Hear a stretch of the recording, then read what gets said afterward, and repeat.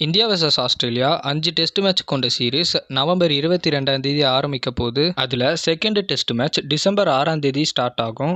அது பிங்க் பாலில் ப்ளே பண்ண போகிறாங்க. இந்தியா பிங்க் பாலில் ப்ளே பண்ணி ரொம்ப நாள் ஆச்சுன்ற காரணத்தால் அந்த டெஸ்ட் மேட்ச்சுக்கு முன்னாடி ஒரு 2 நாள் பிங்க் பாலில் ப்ளே பண்ண போகிறாங்க. என்னைக்குனா நவம்பர் 30 டிசம்பர் 1 இந்த 2 நாள் ப்ளே பண்ணிவிட்டு அதுக்கப்புறம் நடக்க போகிற India versus Australia second test match 6 நடக்கும். அதில் ப்ளே பண்ண போகிறாங்க. அதுக்கப்புறமா விராட் கோலி குஷால் மெண்டீஸ்க்கு அவருடைய ஜெர்சியை கொடுத்துருக்காரு. என்ன நடந்துச்சுன்னா முந்தா நேற்று India versus Sri Lanka 3rd ODI நடந்து முடிஞ்சிச்சு.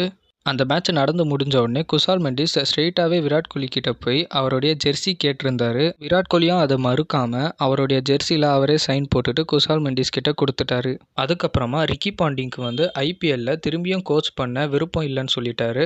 அதனால் அவரை கோச்சாக IPLல பார்க்க முடியாதுன்னாலும் கமெண்ட்ரேட்டராக பார்க்க வாய்ப்பு இருக்குன்னு நினைக்கிறேன்.